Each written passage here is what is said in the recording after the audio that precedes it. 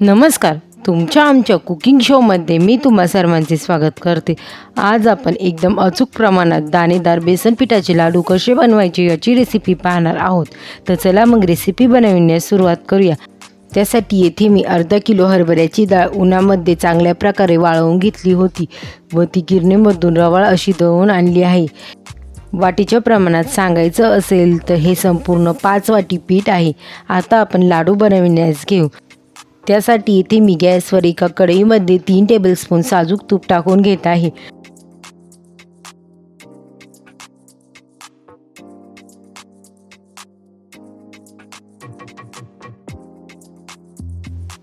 आपले तूप चांगल्या प्रकारे गरम झाल्यानंतर आता आपण यामध्ये अर्धा किलो बेसन पीठ टाकून घेणार आहोत. बेसन पीठ टाकून झाल्यानंतर आता आपण हे सर्व चांगल्या प्रकारे मिक्स करून घेणार आहोत. बेसन पीठ टाकून झाल्यानंतर आपण या बेसन पिठाला छान प्रकारे लालसर रंग येईपर्यंत भाजून घेणार आहोत. बेसन पिठाचे लाडू करताना सर्व तुपाचा वापर एकाच वेळी करू नये. बेसन पीठ भाजताना थोड्या थोड्या प्रमाणात तुपाचा वापर करावा, कारण बेसन पीठ तुमचे तूप चांगल्या प्रकारे शोषून घेते व ते तूप नंतर सोडून देते. त्यामुळे तुमचे लाडू गोलाकार न होता बसते होतात. 5 मिनिटं बेसन पीठ भाजून झाल्यानंतर आता आपण या बेसन पिठामध्ये अजून 2 टेबलस्पून साजूक तुपाचा वापर करत आहे. म्हणजेच आपण आत्तापर्यंत एकूण 5 टेबलस्पून साजूक तुपाचा वापर केला आहे. आता आपण हे सर्व चांगल्या प्रकारे मिक्स करून घेऊ.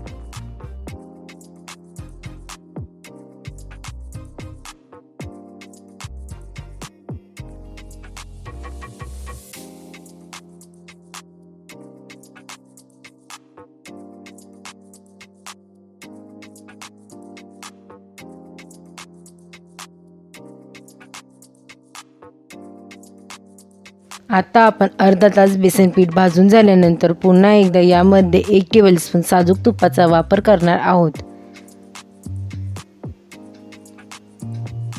तूप टाकून झाल्यानंतर आता आपण हे सर्व चांगल्या प्रकारे मिक्स करून घेऊ. म्हणजे आपण आत्तापर्यंत एकूण 6 टेबलस्पून साजूक तुपाचा वापर केला आहे. आता आपण हे सर्व चांगल्या प्रकारे मिक्स करून घेऊ. तुम्हा सर्वांना जर माझ्या रेसिपी आवडत असतील तर रेसिपीला लाईक करा आणि शेअर करा व अशाच नवनवीन रेसिपींसाठी आपल्या कुकिंग शो रेसिपी या चॅनलला सबस्क्राईब करा. त्यासोबत शेजारील बेल आयकॉनला प्रेस करा, म्हणजे तुम्हाला माझ्या नवीन रेसिपींचे नोटिफिकेशन सर्वात पहिले मिळेल. 40 ते 45 मिनिटांनंतर तुम्ही पाहू शकता आता आपल्या बेसन पिठाला छान प्रकारे लालसर रंग आला आहे. आता आपण पुन्हा एकदा यामध्ये 2 टेबलस्पून साजूक तुपाचा वापर करणार आहोत.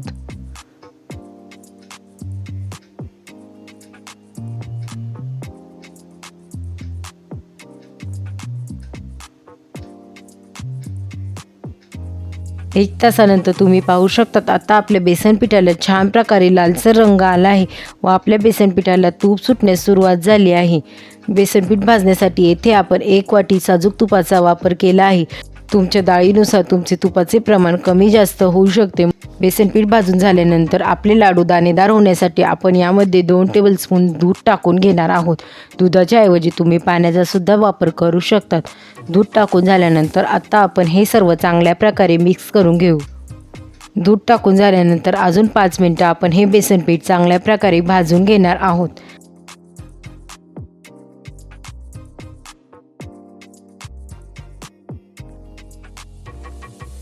अजून 5 मिनिटं बेसन पीठ भाजून झाल्यानंतर आता आपण हा गॅस बंद करून हे बेसन पीठ चांगल्या प्रकारे थंड करून घेणार आहोत.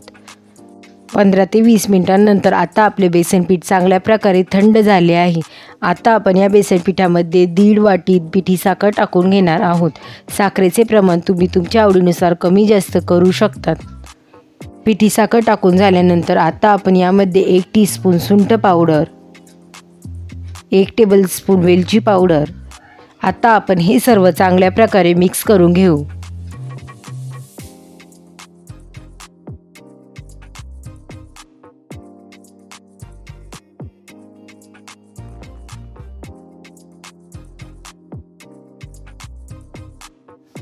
आता आपले हे सर्व चांगल्या प्रकारे मिक्स करून झाले आहे. आता आपण याचे लाडू बनवण्यास घेऊ.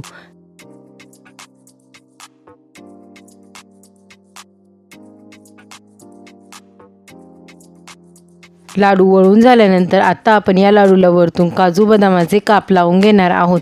काजू बदामाचे काप लावणे संपूर्णपणे ऑप्शनल आहे. तुम्हाला जर आवडत असेल तर तुम्ही यामध्ये मनुक्याचा सुद्धा वापर करू शकतात.